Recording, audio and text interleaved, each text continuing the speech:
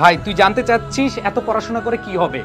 একটু মনোযোগ দিয়ে শুন। তুই যে পড়াশোনা করতেছিস সেটা তোর পড়ার টেবিলে হোক, তোর হোস্টেলের পড়ার টেবিলে হোক, তোর ম্যাথের পড়ার টেবিলে হোক, তুই কি জানিস তোর পেছনে আরো দুইটা চোখ তাকিয়ে আছে? জানিস কি? না জানলে একটু শুনে রাখ। তুই পড়াশোনা করতেছিস, তোর বাবা মায়ের দুইটা দুইটা চারটা চোখ তোর দিকে তাকিয়ে আছে তাদের স্বপ্ন পূরণ করার।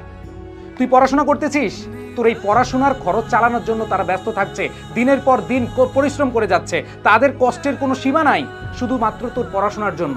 তুই পড়াশোনা করতেছিস, তারা অধীর আগ্রহে বসে আছে কবে তোর প্রতিবেশীকে, তার কাছের মানুষগুলোকে বুক ফিলিয়ে বলবে যে আমার ছেলে আমার মেয়ে ভালো রেজাল্ট করেছে। তুই পড়াশোনা করছিস, তোর বাবা মা দুই হাত তুলে অজরে কাঁদতেছে আল্লাহর কাছে যেন তুই ভালো রেজাল্ট করতে পারিস।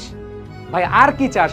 বাবা মাকে খুশি করার জন্য হলেও আপাতত পড়াশোনা কর। তারা যে তোর প্রতি বিশ্বাস করে এত এত কিছু করছে, তুই বিশ্বাসের মূল্যটা রাখার জন্য একটু পড়াশোনা করিস, ফাঁকি দিস না।